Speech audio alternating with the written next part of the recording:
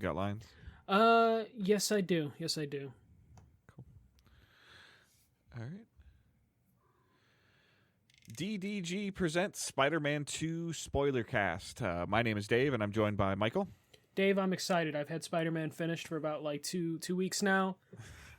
Just eagerly awaiting you to finish it. And you finished it, Dave, and you're still playing it, which means this game's pretty good. Yeah, it's fun. Full disclosure, the day we're recording this, Super Mario RPG comes out, so that'll take the rest of my attention. But I might be picking that up too. Nice, yeah. But no, yeah, it's probably, we didn't do anything, well, Spider-Man, the first one, and Miles Morales both came out before DDG was a thing, so we didn't really have an opportunity to do that, but we try to do Spoilercast as much as we can. I would say the most recent one that we missed would have been God of War Ragnarok, but based on your opinion on that, I don't think that was worth doing.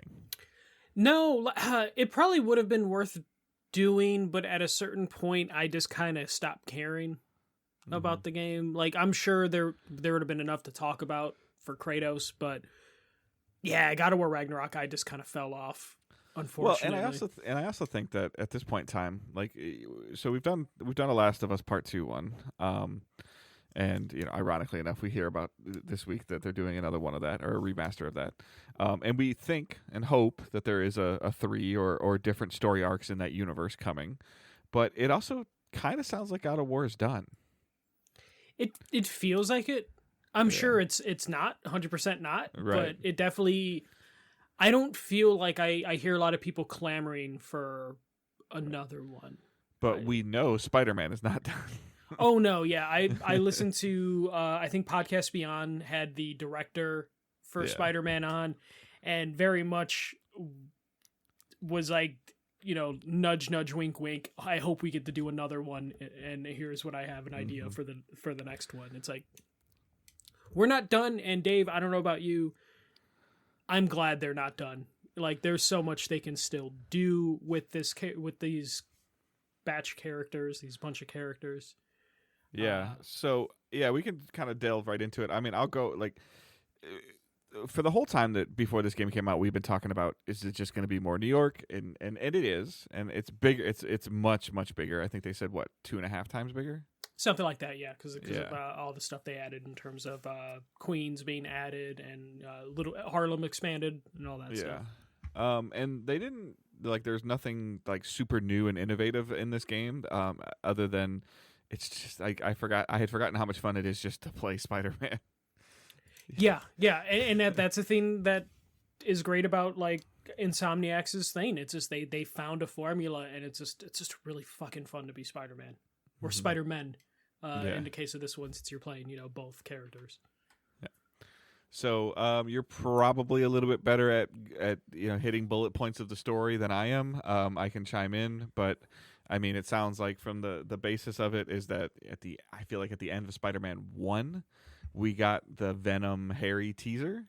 Yeah. So, okay, just to be clear, if you're listening to this, and I called it a spoiler cast at the beginning, but just before we get any farther in, we are going to be going. There's nothing that is spoiler safe in this. So if you have not finished the game, or if you think you're not far enough in the game, or you're going to play, just file this one away, download it, save it, and listen to it when you're ready. Don't come at us if we mess something up for you, because we are spoiling the game. Yeah, nothing's safe. Everything is going to be talked about. This is a safe to spoil sort of area. Michael is 100% done with the game, 100%, and I'm like 80 to 85% done. So, but 100% story, Dave. Let's make that clear. Yes, 100%. Yes. We're talking about trophy levels. Yeah. I have the plat. Dave is working on it. Surprisingly working on it. Like. So because Dave, you were kind of saying, as you're getting towards the end of the game, of like, it's good, but it's not really doing much for me. Like, I'll probably just finish the story and be done with it. But here you are. Yeah, like a couple days later. I don't know if that just turned into like I just started having more fun, and they actually tell really cool. Like there's a lot of people were saying like side missions are definitely worth doing and evolving and going through, and we'll get into some of those, but they are definitely worth doing. But I think that there's enough going on in the main storyline that if you were trying to incorporate small chunks of this, and I don't really know how you play, but small chunks of these collectibles and these side quests and these other kind of story things, that I personally feel like it would have confused me a little bit or fractured it for me a little bit. Yeah, no, you definitely the side stuff, like all the little side quests, they lead to their own little story, which is a really fantastic way to do this, something they improved on. You're not just doing something for like no reason. Like they gave you something. The chameleon stuff kind of caught me by surprise when that happened, because that was tied to the drones, right? Yes. Like yes. when you're flying the drones out. Trailing, which is annoying too. Yeah, probably the least fun missions to do, but it had a really good payoff. And you could kind of do that at any point in the game. Like, I think I did those post-story, main story, and I was fine with that. But everything does flow pretty well together no matter which route you end up going. I mean, based on the chameleon storyline, I think that there's probably certain ones that you couldn't find or do until after you completed the story. Maybe, but I don't think there's anything stopping you from doing that ahead of time. Well, based on how he kind of you don't have to. You can spoil it, Dave. Because it was tied to Craven. Right. So yeah, it was tied to Craven. He's Craven's brother. Chameleon is Craven's brother, and he said something to the extent of, "I will do what you couldn't. I will finish what you couldn't finish," or something. And it was a gesture towards Spider-Man. So I feel like that. What it if might that have changes been, slightly if you finish that ahead? That would be great if it did. If you finish it before. I don't know. That's a great question. So, the mission itself was definitely annoying. Just because the wingsuits are very much fun, but the trailing in the jet stream, there were certain ones that I'm like, really? Like, how does somebody stay in this the whole time? Yeah, some of the the problem I had with the jet stream stuff is I just didn't like how much the UI cluttered, like the AR aspects. I think I mentioned that when I reviewed the game on a podcast, of the amount of stuff just on your screen at any given point. Like when you hit R3 or something, it was kind of crazy. But the jet streams were like super low or in between buildings, and those were kind of annoying. And then just falling behind on those like drones or whatever they were, and having to speed off when you're at 97%. Yep. And it just and then when they start shooting you in certain ones, it was super annoying. But it had a good enough payoff that I think if someone's just like, I don't want to do those, it's like, no, do those. It's worth going through that hassle, going through that trouble just to get that thing, which isn't even that big of a thing. It's like literally like maybe 2 to 5 minutes that you're like in like Chameleon's apartment, but it's filled with so many Easter eggs and things to look at, and it's kind of cool. Yeah, definitely. All right, so let's delve into the main storyline first, which is the game kicks off with a typical Spider-Man thing that Miles is trying to balance being a high school student and a Spider-Man, and Peter Parker's trying to balance being an adult and Spider-Man. Like, he can't hold a job, he's behind on his mortgage. Yeah, he's teaching at Miles's school now, which for a day. For a day, but that's a nice tie in, because when you I think it's at the end of Miles Morales, like Miles jokes about like, oh, you should become a teacher, and then you start off with finding out like, oh no, Peter got a job as Miles' teacher. It does not last long, but it leads to probably, Dave, I would say, one of the most fun and cool opening sections for a game I've played in a while. Probably I haven't had this bombastic of an intro since like God of War 3 back on the PS3. I still feel like the Rhino fight. I feel like the Rhino fight was in Miles Morales. That one went too quick for me, or wasn't a big. I'm talking about like scale wise. Yeah. Because the Rhino one was fun, but like the scale of this intro is kind of God of War-esque. Yeah, I mean, it was and then just kind of. They did a really good job of pretty much tying that into a tutorial of like, hey, this is how you traverse, this is how you can activate some of the powers and the abilities and the weapons. So as a quick tutorial, still challenging enough but forgiving enough that you could tell that you were still very early on in the game. Yeah. But what we're talking about is basically Sandman has escaped prison and is just destroying everything. And we're talking about like Sandman turning into the size of skyscrapers and just causing havoc on like New York, leaving little Sandman for you to fight to, be the tutorial, but like just being able to switch between both Spider-Man as needed, going all around New York fighting Sandman. And a great thing that I liked about it was the battle had consequences in terms of like the damage Sandman did was there for most of the game. Mm-hmm. Like you would still go around districts and there was like piles of sand everywhere. And it also led to like one of the more interesting little, side quests. Fetch quests, yeah. Yeah. Fetch quests. Where, they're trying to figure out like, oh, Sandman seemed like he was being rehabilitated. What happened? And then you find out his brain has been fractured all over the city and you have to put those pieces together to bring his sanity back to him. But it was just a really good intro. They kept that, like, there was no hint that Sandman was going to be in this game from any of the marketing material until people reviewed the game. And Sandman screenshots were hitting everywhere in most reviews because it's the intro level. But man, that would have hit so much more if they would have been able to keep that a secret a little bit. Because as soon as I saw the Sandman stuff, like in screenshots, I was just like, son of a bitch. Like that would have been a great surprise, but still. How do you feel about like them taking such an this is what I guess I also think about some of the first game too, is like taking a very iconic villain. Like I'm not as versed in Spider-Man lore as you are, but I know who Sandman is. Yeah. And to make him kind of like an introductory boss, like how did that? I mean, they did that in the first game with Kingpin, which I think was more egregious than Sandman because of Kingpin, who he is. But Kingpin now is like lingering. He was in Miles Morales a little bit, and then I imagine will come full force eventually. But Sandman for me, because I love the Spider-Man comics, the cartoon growing up, never seemed like that big of a villain to me. He always seemed like he wasn't a big deal until the Tobey Maguire movies. Okay. And I can see the point of like, oh, they kind of waste Sandman, but I just don't know if Sandman can hold up an entire game. And I kind of like the boldness of here's like a gigantic epic battle with an iconic character that typically would probably finish off a game because of the scale that they were working with.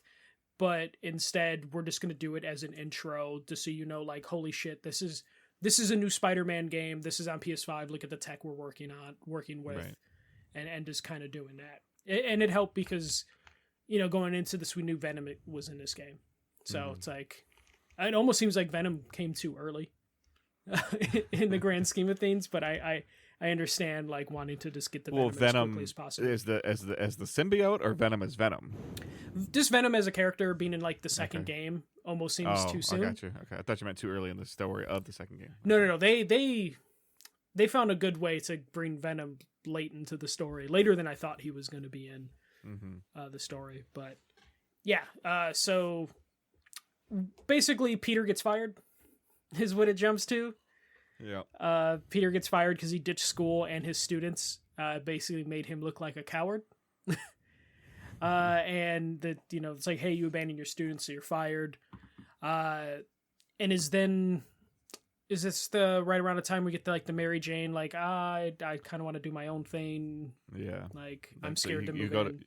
You go to his house, where he's staying. He's staying, obviously he's living in Aunt May's house post events of Spider-Man 1. And they're establishing, some of the, like the world or what Peter is struggling with currently, as well as what Miles is struggling with currently, as he's still dealing with, getting over the death of his father. And then it's been multiple years, and he definitely has a little bit of revenge lingering, as we see throughout the rest of the game, and just a lot of both of them just seem to have a lot of mental turmoil that I think they did a pretty good job of balancing that out, as well as incorporating other, like Mr. Negative into it some, which was an intriguing way of corresponding those things together. But the core root of it is this was very much a Peter, MJ, Harry video game. Yeah, I was going to bring that up potentially later, but it definitely seems like Miles had to take a backseat for 3/4 of this game. Which is a shame for Miles, but they did a really good job of telling those 3 stories. So it's like, it's understandable, but also kind of a bummer if you're a Miles fan, because I think they're kind of at the point. They were kind of at the point with the success of Miles Morales that they almost were obligated to put him in the second Spider-Man game. Like, I wonder if there was a plan at one point in time for him to be there, but not to be integrated into the story as much as he was in this one. If they were going to just continue to do like his own thing, like I thought they were going to alternate. Right. Yeah. But you still see them like in the background of each other's games. Kind of like how they did Yuri in this, where like Yuri was popping up from time to time. Right. Yeah. So I do agree that he did get kind of a little bit of a back seat. And the thing that sucks the most about that is that with the shortness compared to Spider-Man 1 of Miles Morales compared to Spider-Man 1 is that I feel like we still don't have, like, we maybe have close to one fleshed out game of Miles with Miles Morales and the stuff of Spider-Man 2, and now we have 2 full Peter Parker games. Yeah, and the thing that Insomniac's going to have to deal with that is, they already said like, oh, Miles will be our main Spider-Man going forward. But I also feel like even though Peter had 2 full stories, 2 full games, I feel like they can't be done with him yet. Especially, we'll talk about like the post-credit scene stuff. You can't be done with Peter just yet. Miles barely got like an expansion, and then he's part of this game, to where it's just like they have a fine balance they need to do. And then they also, we'll talk post-credit scenes again later. They're adding more to everything, to who might be playable. And that is going to be tricky for Insomniac, because I don't want to see Peter to go away. Like, I will be upset. Like, I want Miles to have his own thing, but I also want Peter to still exist, and still be playable, because I don't feel Peter's story's done and Miles hasn't been given enough spotlight. It's an embarrassment of riches that Insomniac has to deal with, and it's going to be very interesting to see how they find that balance, because there's so much more to do for both characters. Am I missing things, or are people posting stuff that maybe not be 100% true, or we don't know yet? Like, do we know, does Insomniac have intentions of doing a Venom story themselves, like another Venom game? No. Okay. They have intention to do another Spider-Man game, but post credits makes it seem like, just like Spider-Man, the first game had 1 Spider-Man, Spider-Man 2 had 2 Spider-Man. Yeah. Spider-Man 3 looks like it might have 3 Spider people. Yeah, potentially. So do you think we're getting any DLC for Spider-Man 2, similar to Spider-Man 1, like episodes? I hope we do, specifically where it would make sense. And those listening, we're going to be kind of all over the place, where we're jumping from thing to thing based on what questions pop up between us. The Carnage stuff seems very ripe for DLC. And so does the Chameleon stuff. Yes, both of them make sense. Because if anyone had played the DLC for the first Spider-Man game, and I'm not talking about Miles Morales, I'm talking about the actual DLC for Spider-Man. The Sable stuff, right? The Sable stuff and the Yuri stuff. Yuri turned into a vigilante, and she was hell-bent on revenge, and she was going after these cultists who happened to be led by what's his name? His real name, Cassidy, whatever, Casey Cassidy, something like that. Who, as everyone knows, is Carnage. And through that side quest, you find out that, he got a hold of the symbiote, and it's red, and he also happens to be a ginger, so he's going to be Carnage. And Yuri literally says, because you don't stop him, he gets away with it. I don't know if he's going to be gone for months or years, but we need to be ready for him. And that seems like a sign that is ripe for DLC. Because I don't know if Carnage deserves like a full-blown sequel. But if you're telling me Carnage is going to be ready for a 3-hour expansion or 3-hour DLC thing. Yeah. Especially when like Yuri's basically like, it could take him months or years to come back. That's such a weird line to say of just... Yeah. You know, as opposed to like we gotta chase him down, we gotta go find him. Instead, she's just like, shit, we'll get him when he comes back. That seems like it would be perfect for DLC, and that could be used for Miles. You know, to expand him a little bit, since it did feel like he got a little short shifted on story content in this game. Yeah. But go ahead. No, go for it, Dave. So as you're progressing through, you know, like Harry Osborn comes, kind of just sort of just appears at Peter Parker's house, and he's better, and we find out that him and his dad have been building, this foundation, the Emily May Foundation. Yeah, that's it. Yeah, Emily May Foundation, and he really wants Peter to join that. And so there's this big tour and flashbacks and playing of flashbacks. I love the first flashback. With them at the gym. Yeah, I mean, some of the stuff that they were doing on that was kind of cool. I know that they were trying to really build that Harry Peter story to build that connection. I just feel like, and I guess maybe like somebody like Owen, my 8-year-old, doesn't know or not, but I always felt like I maybe the problem I had with it is I already knew that Harry and Peter had a close understanding and relationship, had a close from the cartoons and any other Spider-Man things that you watch, like, so those two like go hand in hand. Some of that stuff, kind of felt a little slow to me. To me, the carnival felt slow. That section was like the worst part of the game for me. But like the high school one, I actually kind of enjoyed that flashback. Yeah, I mean, don't get me wrong. Like, I think they did a phenomenal job with the storytelling and the writing. I just feel like sometimes it was a little. There was stuff in the game that I felt like was a little bit too drawn out, and then there was stuff in the game that I felt like happened just way too fast.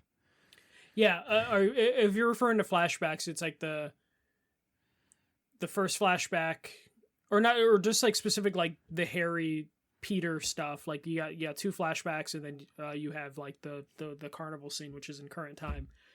Like, I think the high school stuff was like a perfect introduction or reintroduction of like, here's how to do stealth. Mm-hmm. And I found a way to teach people that without, doing something silly in current time. To establish the relationship, because you have to go into the game thinking like there's people that are new to everything. Yeah. The carnival, I think, took too long, but I guess you could just rush through the carnival. But I went through every ride in game just to see if something happened. They put all the checks on the side of the screen, like you got to do them. Which I like the mini games, but like the carnival rides were stupid. I was hoping there'd be conversations during the carnival rides, but no, you just press like square and cheer. And like you got the little glowy hat at the end though, and I hated it. But it had one of the better fight scenes in the carnival. Yep. Like, I loved fighting in the carnival, or Coney Island. And then there's another flashback where Peter like is getting the job from J. Jonah Jameson. Like, I thought that one was a fantastic cutscene, and flashback, and I wish that one lasted a little longer than it did. Mm-hmm. But I preferred the flashbacks over the Mary Jane levels, like 100%. Like I don't know why they feel like we need to play as Mary Jane. I really don't. Yeah, I saw a clip of him he just really wanted to emphasize the team of 3. Like, it's like she's not really that. You literally whether it's Miles, or I'm sorry, whether it's Parker, Harry, her, or Parker, Miles, her. See, as someone who liked the comics and watched the cartoons, she is useless. Like, it wasn't until like probably like last 15 20 years that they decided like let's like actually flesh out Mary Jane. But before that, there's like 30 to 40 years of her being useless, and I'm just like, man, you have Black Cat in this universe, you have Felicia Hardy in this universe, and we only had her for like 10 minutes, and And I feel like, so this is my rant. 10 minutes and a super cool piece of tech that I want to know more about. Yes, it was Doctor Strange tech. Like it was perfect. And like at one point you see like the teleports Miles to like the middle of Antarctica. And I feel like that scene was specifically so they could get Black Cat out of there, because a lot of people in that Spider-Man DLC fell in love with Black Cat, and I've had discussion with many people. I've read many like Twitter threads and stuff like that. A lot of people left that DLC like, why is Peter even with Mary Jane? Like the chemistry between Black Cat and Peter Parker, Black Cat and Spider-Man was fantastic, and it was a really cool dynamic. And then in this game, they're like, okay, we established Black Cat's pretty cool. We established that like Peter and her used to hook up. We need to get rid of her because it messes with the power of 3 thing that we're trying to do. Now we're going to have Miles dismiss her. Yeah, so we're just going to send her to Paris. And also, so you guys don't talk about like Peter should hook up with her. She's got a girlfriend. That's why she's got to go across the world into Europe. And it was just like, come on, like I did have some great fun in the first Spider-Man with some of that art stuff that we were doing, like in those, like I felt like, so now that I said that out loud, like I felt like in the first Spider-Man game you went inside more often. You did, because you were playing Miles without power, and then you were playing Mary Jane pretty frequently. No, but I just inside buildings more often. Oh yeah. Especially in Miles, because you went in a lot of underground stuff and a lot of sewers and stuff. But even like just Spider-Man 1, like you went down underground a lot and stuff. I can't remember what they're called, but like you were in museums a lot with Felicia. Mm-hmm. It's just, I don't know. It felt like there was a lot of buildings that I felt like I should have been able to go inside of that I didn't go inside of. Yeah, and especially like I would have been fine because like it's not like the buildings you could go inside to without having to load into them in the first Spider-Man. So I would have been fine if they continued that. If like that was like, I feel like the only thing we went inside was like some of the hunter bases, like the deep hunter bases. Yeah, and the subway station stuff. Like that's it. Mm-hmm. But yeah, it did feel like there was less indoor activities. But yeah, no, I was just so bummed because I love Black Cat as a character. Felicia Hardy's a cool character. And then the fact that they just like dismiss her within like 10 minutes, I was just like, that's unnecessary. She could probably be very useful and helpful in this. Instead, Mary Jane's walking around with like the most OP stun gun in a history of stun guns. But I'm going to jump all over the place. Mary Jane becoming Scream. That was pretty very fucking fast. Cool. Yeah, but it happened very fast and it ended very fast. that was probably my only complaint with it is they resolved it too quickly. Like the big reveal of like, holy shit, Scream is in the game and they made Scream Mary Jane. This is really cool. 7 minutes later, she's not there. Yeah, and it just made Peter look weaker. Yeah, because like literally the big struggle was like getting the symbiote off Peter, and then Mary Jane is like, yeah, no, I 10 minutes. Like, it's not that big a deal. But yeah, no. As you were saying, Peter takes the job with Harry, and they're going to go save the world. And basically, they just kind of, like, Miles gets, like, shunned, almost. Mm-hmm. To where, like, anytime you're playing as Peter, Miles would be like, hey, Peter, can you talk? And Peter would be like, nah, I'm busy with Harry. Yeah. Which was like kind of a bummer that Miles was kind of just put away for a little bit. And then when you play Miles, you'd just be like, man, he's really hanging out with Harry a lot. Like, which would make sense because like Miles would have like abandonment issues, like his father passed in a previous game. Mm-hmm. Not necessarily abandonment issues, but just like Peter became a father figure for him. So like being like kind of shunned or ignored by Peter really hurt him, but it kind of was a drag on Miles's arc in this game, just a little bit. How do you think that they handled the introduction of Kraven and the storytelling of Kraven?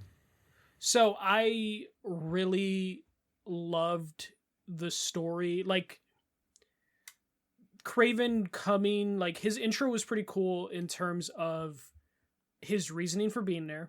which is there's a lot of villains and heroes in New York, and I want to hunt them. And then when you find out that his ulterior motive is, I'm dying, but I refuse to die to my disease, I need to be killed by a champion, is a cool Craven thing to go about.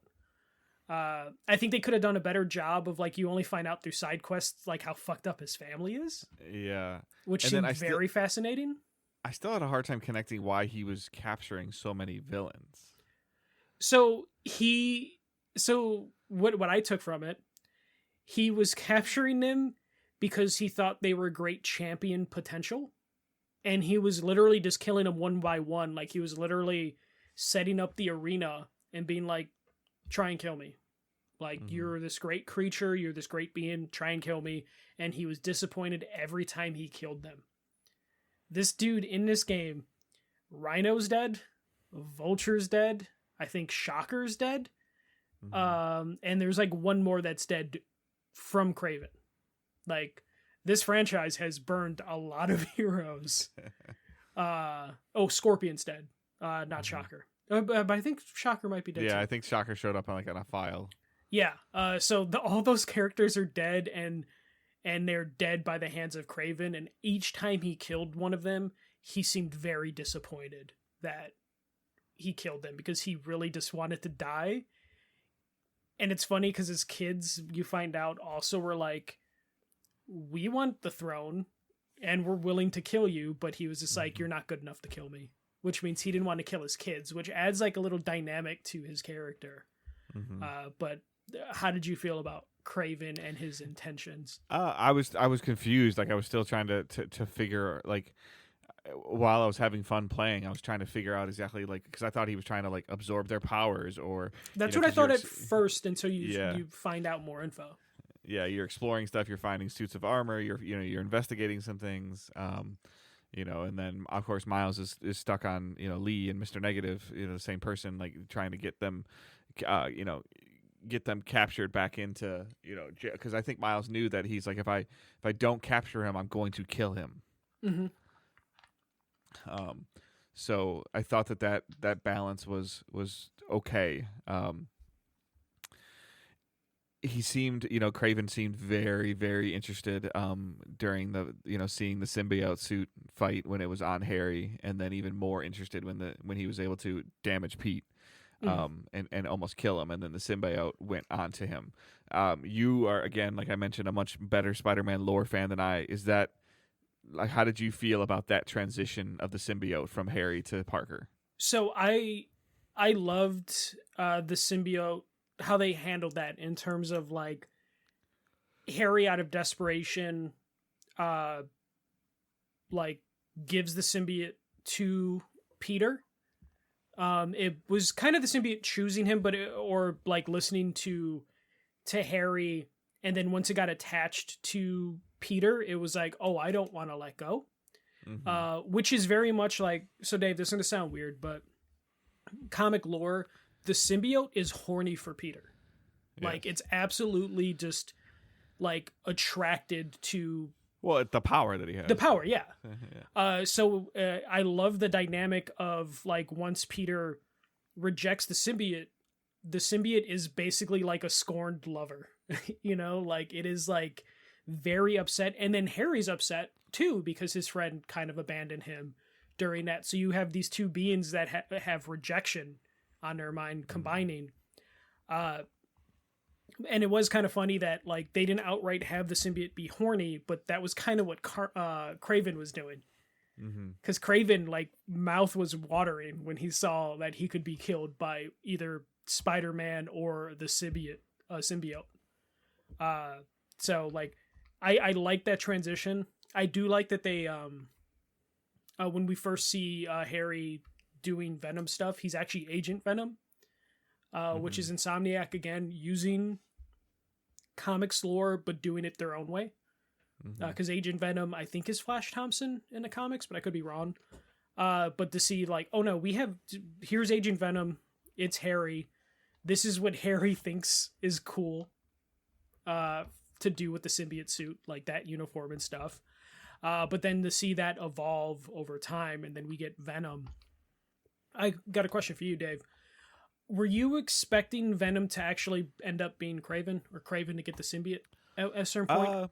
No, I think that they had done enough foreshadowing and enough. They did a good enough job with the writing of you knew like when or if Harry got the suit back on, like it was going to take full control of him. I had a little bit of like in my head because of like how big Venom is from what we saw, that maybe it could have been Kraven, especially when we found out Kraven's like dying of like cancer.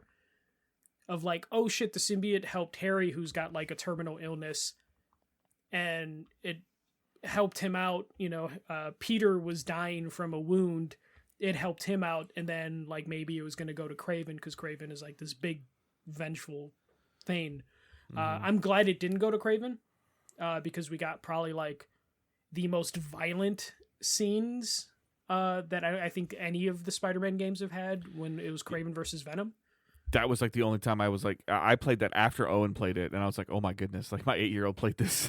Like, right? Like it is, yeah.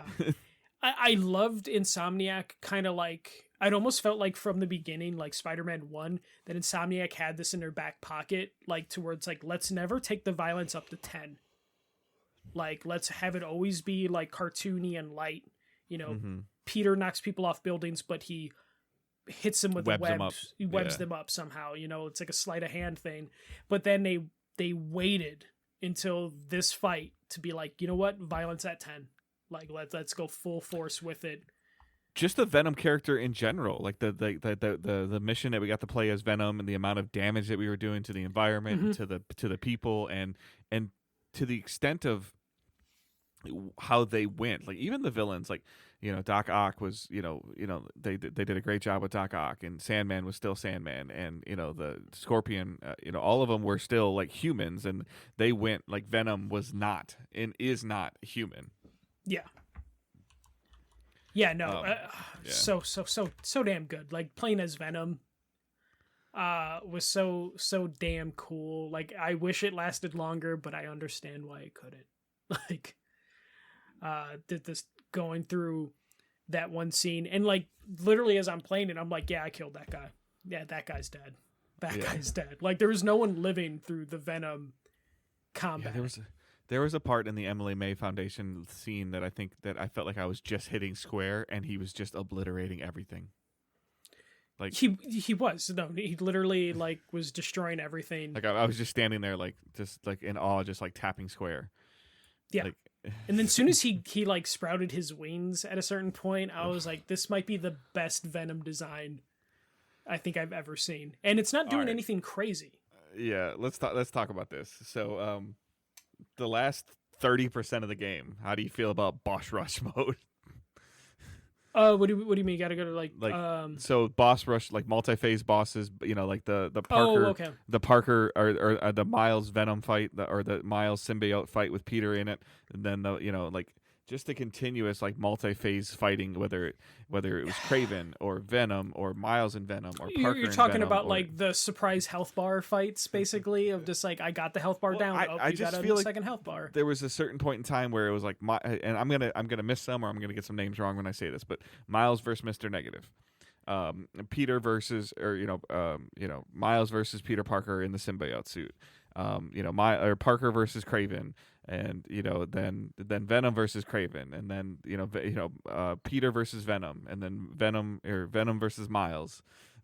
So I think the only one that I wasn't really feeling, because you basically do it in two different areas, was probably the Miles Mr. Negative stuff, because you do the hand-to-hand combat like in the arena, which I felt there's like too many waves. Where you had to do that, and then he takes you to the the negative space, and then you fight him there as well. I think it was completely worthwhile for story purposes, but that was probably the only one of the ones that you mentioned that it kind of was just like, is this gonna keep going? Like, are we gonna keep doing this? When it came to Miles versus Peter, I fucking loved that fight. Like that fight was really good, in terms of how long it took and the dynamic of like, there's certain points where I just kept the fight going. I could have ended it early, but I was just like having too much fun just going back and forth between, having Miles and Peter just like hand-to-hand combat. The Venom one with Kraven probably maybe lasted one sequence too long based on how powerful Venom was. Mm-hmm. But I felt like, again, that ending where Venom just destroys Kraven made it all worth it. And then the final one with Venom, that was it was okay. Mm-hmm. But at that point, it was just about like the story and getting things like to that end. But that was also one where I'm just like, why is Mary Jane here? When I had to play as her again in that like tunnel, and her stun gun can apparently destroy symbiote people instantaneously, but it takes Parker like 16 punches. And that was probably the one of the last that was like the Mary Jane missions. I was just like, this one. No. I guess like my biggest thing with the Venom fight, especially with Venom with the wings, is that I tried to do a lot of stuff in the game, like with a lot of in-air combat, like a lot of like pulling them up to you, fighting them, and the game would purposely try to bring you to the ground. Whether like the hunters were putting out like their yellow force fields or whatever, and they would purposely try to bring you to the ground, but then when you were fighting Venom, like it wanted you in the air. It did get probably a little trickier to constantly get back to the air, especially if your stuff just wasn't your different abilities weren't loading fast enough for you, which definitely did happen a couple times, especially because you're fighting Venom with the wings in like two different areas, right, like back to back. Mm-hmm. So I could see that fight dragging just a little bit, but at that point I think I was still just in awe of just like how cool Venom looked, that I was willing to stick around. And at that point I didn't know if the game was just going to end as soon as like I took care of Ms. Miles, but there's a little bit more after it. But overall I think it was a really, really good story arc. I'm curious about there's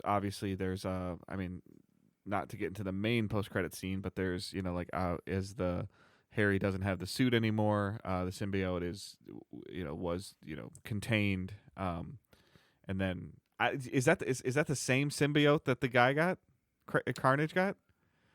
So that's the thing I was a little confused about, if it was because it was that one always Carnage is not Venom, right? Yeah, Carnage is his own. Technically, it's like a part of that symbiote, depending on what lore you're looking at. So, and I guess technically you could have probably played that mission. You could have completed that mission before you completed the game, right? Yeah.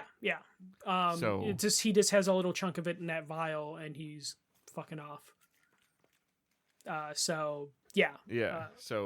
then also like Norman Osborn is says like, get the G syrup or serum ready, or so we're kind of wondering, is he the biggest speculation, is it Green Goblin?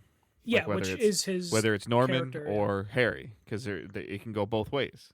Well, so Harry's usually Hobgoblin, but like again, Insomniac can just make Harry the Green Goblin. But because at the end of the game, Harry ends up in a coma in a vegetative state, I'm guessing the G serum's not gonna be able to save Harry, and then Norman's going to be like, well, let's test it on me. And the speculation is testing on him, which is why he went to see Doc Ock again. And he's writing the final chapter. And I agree with you. Like, Norman's got a lot of green on at the end. Like full on. He's wearing a suit, a jumpsuit. It's very much being telegraphed. And so one thing I kind of do hate about the ending a little bit is, so when Dr. Connor's Lizard, we didn't even mention Lizard. The Lizard fights are pretty damn cool. Yeah. Norman's there with Spider-Man and Dr. Connors, and Dr. Connors is like, you have to kill him, and Peter's like, I'll do what I have to do, and Norman's there being like, please don't kill my son. Like, don't kill my son. We got to save him. He does. He doesn't kill his son. Yeah. He does save him, and then Norman still blames him. Yes, and Norman's so pissed off, and then is just like, you know what? Post-credit scene. I'm gonna go to Doc Ock, because Doc Ock hates Spider-Man, and he knows who he really is. So I'm gonna go there, and we're gonna form a team. And the thing that bothers me more about that is like, the motivation seems hollow. It's like he didn't kill your son. Miles saved your son. So like, chill the fuck out. Doc Ock fucking hates Norman Osborn. Mm-hmm. And 3, I kind of thought at the end of Spider-Man 1, I completely could be misremembering. I thought Doc Ock kind of was like, oh shit, like it's Peter, and is like not is still is upset that Peter's stopping him, but they have like a mutual respect like they usually end up having in like the comics or the movies. Mm-hmm. So the fact that like Doc Ock is like, yeah, I'm gonna work with Norman, who I fucking hate, to kill Spider-Man, who I'm not a fan of, but also I have some sort of love for the person under the mask. It just seems kind of like a weak setup. Yeah. For the next game. But also, if they're saying Miles is the future Spider-Man, like going forward, the main Spider-Man, that doesn't make sense because like you need Peter for the Doc Ock connection. Doc Ock doesn't know who the fuck Miles is. Like, he's been in jail the entire time Miles has been free. Yeah. Or been Spider-Man. But I just said a lot of things, Dave, but I don't know if you want to talk about it. It's interesting to see. Like, I didn't get the perception that Doc Ock wants to work with Norman either from that post-credit scene. Like, but he seemed like he wasn't like against it. Like, he should have been like, "Fuck you, Norman. Like, my wife's dead because of you." Like, yeah. So, but now, like, the other final credit scene is, Rio, Miles's mother, has a boyfriend, who I can't remember his name at this moment, but which is completely irrelevant. Like, that guy is just literally like a funnel for the most important part. It's Al, I think, Alexander or Albert Moon. Yeah, Albert. Yeah, Albert. You're right. Yeah, but then he introduces his daughter, who again I can't remember the name that they said. I'm drawing a blank. Sydney Moon. Sydney. So Sydney Moon, who they think people are speculating is Silk. Yes, because in the comics, see, I watch stuff. See, yeah, Sydney Moon is Silk Spider, it's Silk. She's just called Silk, and is probably one of the coolest fucking Spider-Man or Spider-Person designs is Sydney Moon's, which again is why I'm saying like Spider-Man 1 Spider-Man, Spider-Man 2 Spider-Man, yeah, Spider-Man 3 Spider people. So I'm excited about Sydney being on there, but this comes down to Miles again. Like, I don't know if Miles is ready to be the leader of the franchise or mentor someone else. As much as I love Miles, so I'm interested to see that dynamic, how they're gonna work with Sydney. Are they gonna give Sydney the Silk treatment right away? Who knows? But there's something there. They're at least building for the future. Mm-hmm. Yeah, so I mean, I guess everything I've read or heard about her is that she has the same powers as Peter, but she has her webs are organic. Yes, yeah. It's is that the only thing? I'm trying to think of like if she's in like the Ultimate Universe or like the regular universe. But yeah, no. Now I gotta look up powers. Do you think that we're going to get any more Spider-Verse tie-ins? Because we have the Spider-Bot thing that I know. I haven't finished all the Spider-Bots, but I know when it ends, there's definitely like a little bit of a tie-in to... It's a very disappointing tie-in. Yeah. But I don't know. I kind of have multiverse fatigue, so I'm kind of hoping it doesn't go beyond a teaser. I thought they'd go like the Spider-Gwen route. I did too. Like... I was surprised Sydney Moon was going to pop up, though Insomniac has proven like they'll change identities. So Sydney Moon could end up being Spider-Gwen instead of Silk, because as far as I know, I don't think Peter's ever mentioned Gwen Stacy. So they could change that, but Silk's pretty iconic, like the costume. So I'm guessing Sydney Moon will be Silk. I don't know why they wouldn't go the Spider-Gwen route, other than maybe Insomniac is just like, hey, we don't want to like be too close to the movies because that's like a different department of Sony. But I kind of was expecting them to go the Spider-Gwen route as well. What's your feelings on the Daredevil tie-ins, like the Daredevil teasers? You'd have to remind me, because I know outside of the building being there, I think they mentioned a blind lawyer once or twice. Well, originally, like they actually spent some time on it, and nobody really knows if it's an oversight if it was on purpose. So like the in Spider-Man 1, the building was there with the guy with the law firm's name on it, and then Spider-Man 2 came out, and the building was there, but the panel was blank. Yeah, like but then they patch it in. But then they patched it in, so I'm not sure if that was intentional or unintentional. But there are I don't know enough about it, but I think Daredevil has some ties in. I feel like maybe Daredevil has tie into Chameleon or to Carnage. Not Carnage, maybe Chameleon. Chameleon's like a low level enough for Daredevil. Daredevil's more tied to Kingpin, which once Kingpin's out of jail would make more sense to bring Daredevil in. But also Insomniac, I think the Fantastic Four building is in the game. It is, yeah. And the Avengers building is there, and there's a Black Panther thing there, and Miles has a Wolverine suit. Yeah, the Wolverine suit is pretty damn cool. I was alternating between that and the Power Rangers looking outfit. And I think the comics, because there's like Insomniac Spider-Man comics, basically just explains like, they're just out doing other things. But if your question was like, would you want a Daredevil game from like Insomniac or something, like 100%, like I would be down for that.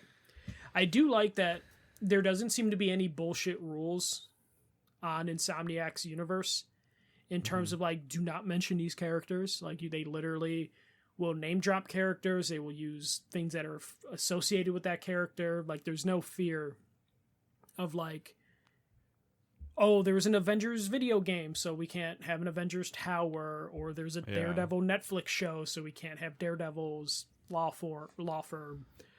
So I do like that, like Insomniac does get to expand their universe as much as possible. Whether that leads to a game, I don't know.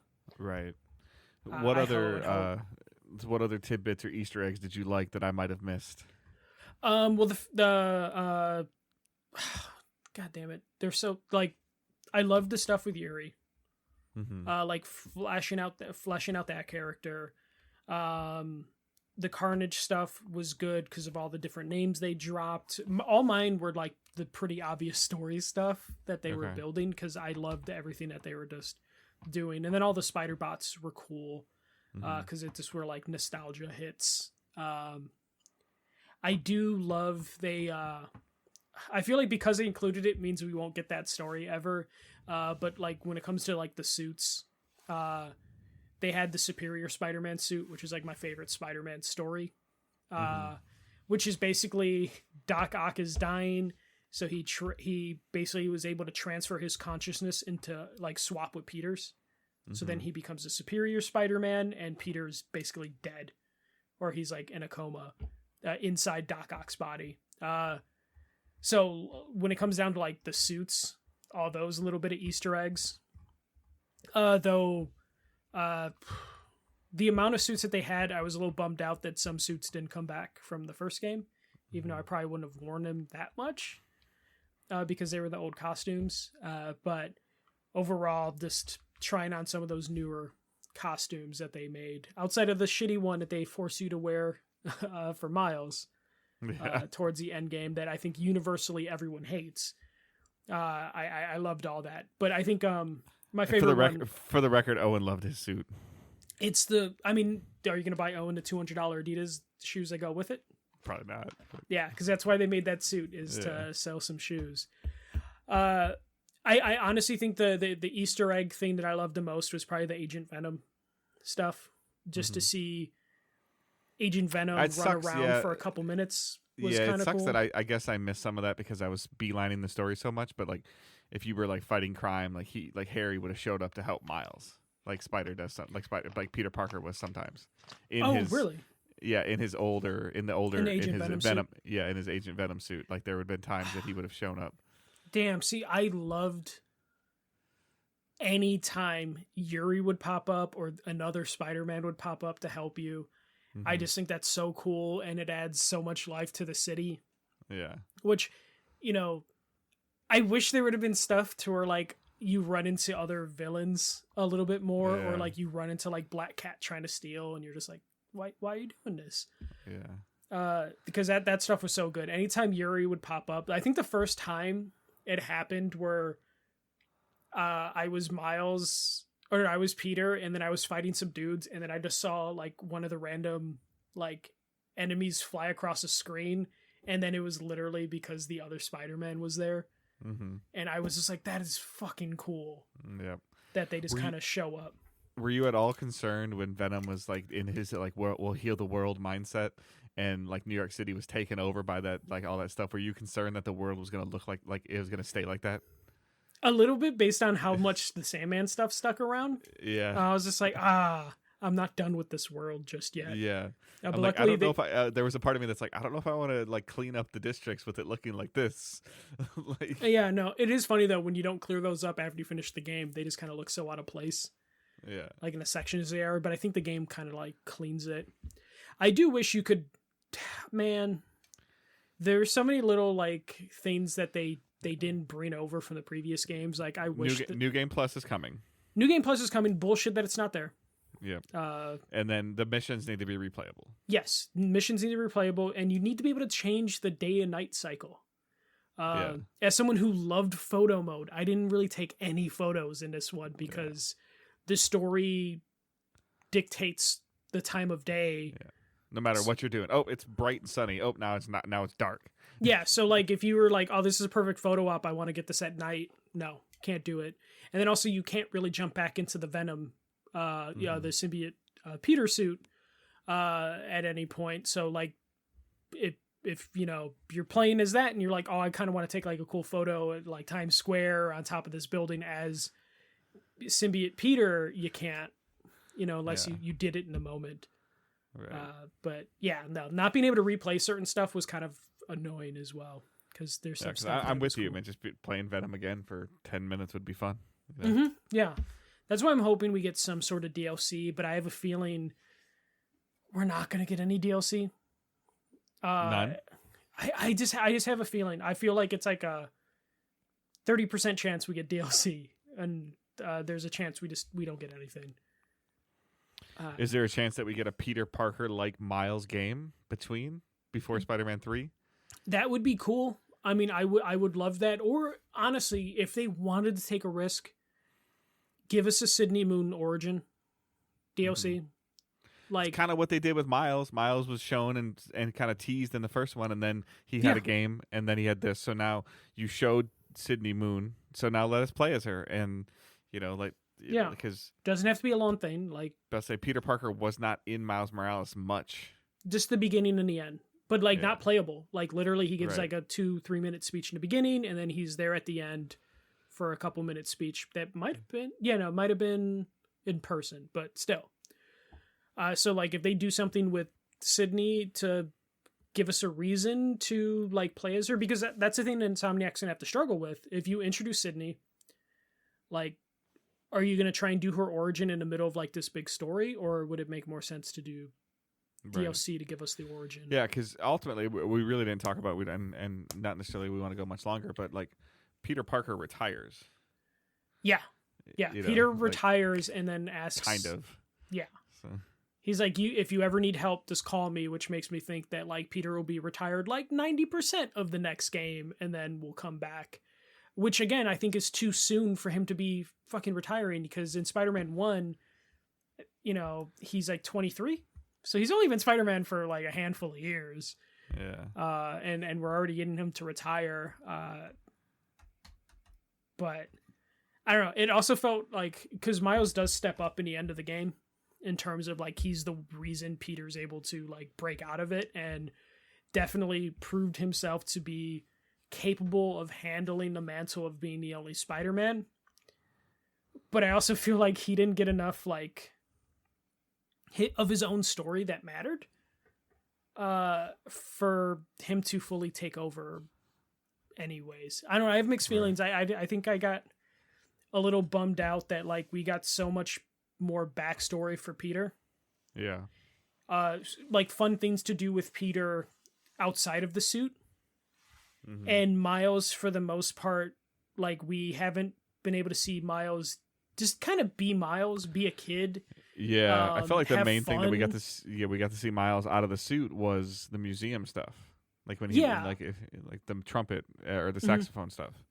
And But that even was then, just that was like very brief.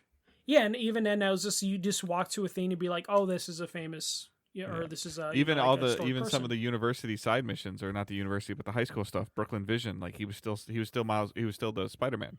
Yeah, he was still the Spider-Man, and also just kind of felt like there's a lot of shit going on, and he's like taking photos for the yearbook and like helping like someone like do a promposal thing, and it just kind of was just like, but can we do something for Miles? Mm-hmm. Like, can he do something that's not like I gotta save the world or I gotta do mundane bullshit? Or if there's gonna be mundane bullshit, can it at least be for him and not for like the yearbook team? Or like he could have had more time with Haley, and give us just a little bit more to that relationship. Like we got to play as Haley for a little bit, which was like interesting, but almost felt like that should have been in like Miles' own game. I don't even remember that. Yeah, you get to play as Haley for a mission. Oh, that's right. Yeah, when symbiotes are attacking her or whatever. Yeah, and that kind of just felt, I don't know. That was just another one of those like when you play as Mary Jane thing, but like even more out of place, at least for me, because at that point there's a lot of crazy shit going on, and I just didn't get it. So like I don't know what I want exactly from Miles, but I feel like he just didn't get enough to do in this game, and the extra stuff he did get to do just felt very much like he was very limited in what they were letting him do. Like he at one point got the mascot costume for his school, but even then something about it just kind of felt kind of lame. Like I don't know. How soon does Insomniac need to talk about their Spider-Man world again? I think so. In my mind, Wolverine has to come out in 2025, and then Spider-Man's got to be 2025. Wolverine. Yeah, 2025 or 2024. 2025. Okay. And then I think Spider-Man, if they're not going to do DLC or a like Miles expansion game or whatever they would want to do, I would think they would need to have the next Spider-Man by late 2026. Okay. But that's the latest. I don't think you can go like 2027. I don't think you go 4 or 5 years between Spider-Man games. That's how much they went between 1 and 2. But yeah, Miles Miles was in there and DLC. So that's what I'm saying. Like if there's no DLC, no like standalone like mini game, like they have to get something out a little bit quicker. Now if they do DLC within the next couple months, I think that buys them more time. Yeah. I also think Wolverine's going to be like a major success for them. So like I imagine, apparently they're working on a multiplayer game, but I would almost hope that live service game that they're working on is part of that 6. Yeah, I hope Fuse 2 gets delayed, so then they can like work on Spider-Man and Wolverine a little bit more, full force on it, because it is a lot for them, and it also probably means Ratchet and Clank gets like sidetracked just a little bit. Like they might give them another Ratchet and Clank game for the PS6, but I don't think we're getting like another PS5 Ratchet and Clank game, because there's a lot that they can do, and they've proven themselves yet again that they can handle like the Spider-Man universe, and Wolverine's going to be a big test, especially like Dave. I don't know about you, but like I imagine Wolverine's going to be linear. Yeah. Open world Wolverine game doesn't make sense, right?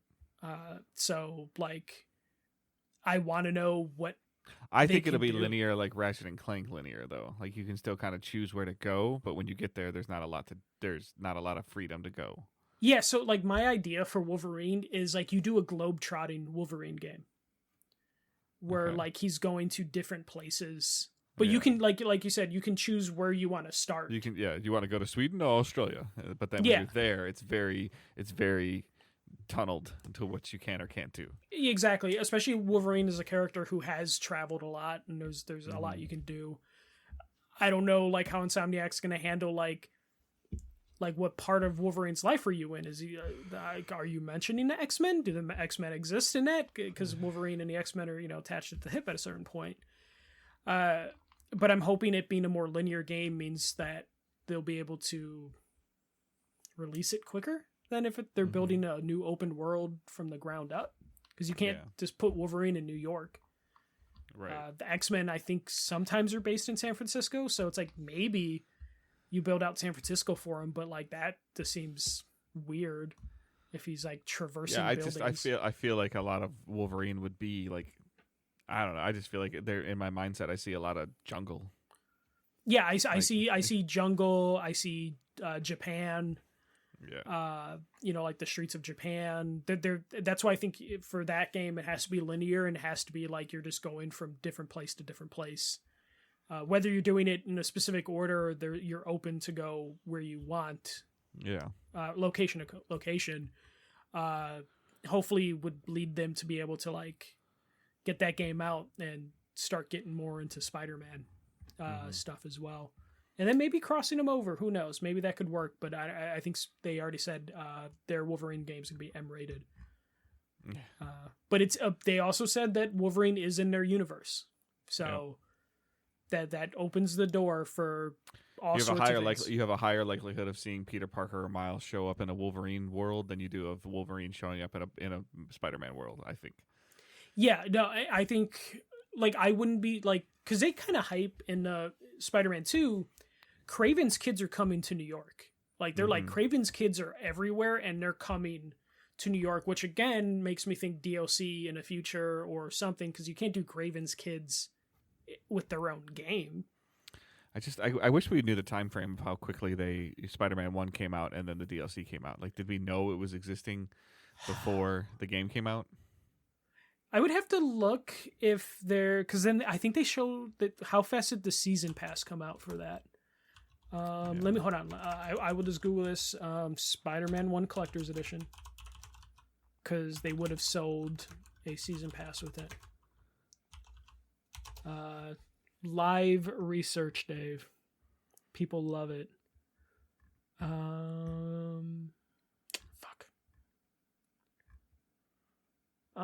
The Spider-Man 2, the collector's edition is still for sale. I feel bamboozled. I thought that was going to be limited. Yeah, I think we did know about it. I'm pretty sure. Or if we didn't, we knew about it relatively quick. Yeah. But like again, like Craven's kids are coming. It could be cool if Craven's kids, because they might be in jungles, they might be across the world in different locations. You're likely to see those kids over in Wolverine, because those could be potential like mini bosses for Wolverine that are expendable, because I don't think anyone really gives a shit about Craven's kids if they get killed off. But there's a lot of different things like the Wolverine game could do, especially if it's in the Spider-Man universe, because like the Spider-Man universe, Insomniacs, we got Taskmaster, in that first game, which was really cool. And Taskmaster is a great villain for Wolverine, who could get violent and would be again, maybe not main antagonist, because I assume Sabretooth is going to be the main antagonist in Wolverine game, but could be someone, kind of like how the Spider-Man games have multiple big bads in them. So there's a ton of stuff they could do with Wolverine. It gets me so excited because of how they handled everything in the Spider-Man games. No, that's not right. So they came out in October, November, December. And Spider-Man came out in September. Yeah. So it was known from the beginning. Quickly. Yeah. Yeah, and I don't think they've teased anything. I hope they do. And we're pretty much at a month from launch. Yeah, we are. So if they're gonna do it, I think they would have announced it, which is why I'm leaning towards. Is that a video game awards thing at all? That would be fantastic, because I think Xbox would probably bring some surprises to the Game Awards, and PlayStation could really use one. And if any team can turn content out at PlayStation, it's Insomniac. But like, even if it's not DLC, if they're like, hey, holiday 2024, here's Spider-Man : Cindy Moon or Silk. Yeah. Yep. So, all right. Any other final thoughts or anything to wrap us up? No, I think we covered it. I think in a zigzag ping pongy up and down kind of way. It was very ADHD'd, but we got it. I think we covered everything that was important, everything we were excited about. And Dave, I know you were talking, before you'd beat the game, like again, you were on the fence, but it sounds like it kind of. I told you, like, once you get like 3/4 through the game, it's like bang, bang, bang. Yeah. And holistically, the whole package was great. The beginning 20% was a little bit of a slog for me, and then there were certain point in times where I caught myself like, oh, I'll just do one more thing, and then I regretted doing that one more thing because that one more thing was 45 minutes. Yeah. But then once it gets going, it's hard to put the controller down, and then you're at the point now where you finish the story, but you're like looking at the trophies of like, hey, I could get this platinum because the gameplay is just fun. Mm-hmm. So yeah, great game. Good job, Insomniac. Yeah, kudos. So yeah, that's DDG presents Spider-Man 2 Spoilercast. As always, please leave us any feedback, content, or comments, questions, anything that you liked about the content or didn't like about the content. And some of you are getting this early on Patreon, some of you are getting it early or are getting it in general on the podcast feed, or maybe you're listening to this in 2025 because that's when you finally beat the game. Either way, we appreciate you. Let us know. As always, sharing and reviewing helps to grow DDG in general, and as well as letting us know what other content you would like to see us do or cover other than our weekly show. So, as always, have a great week and keep moving forward. Don't be a dick. See ya.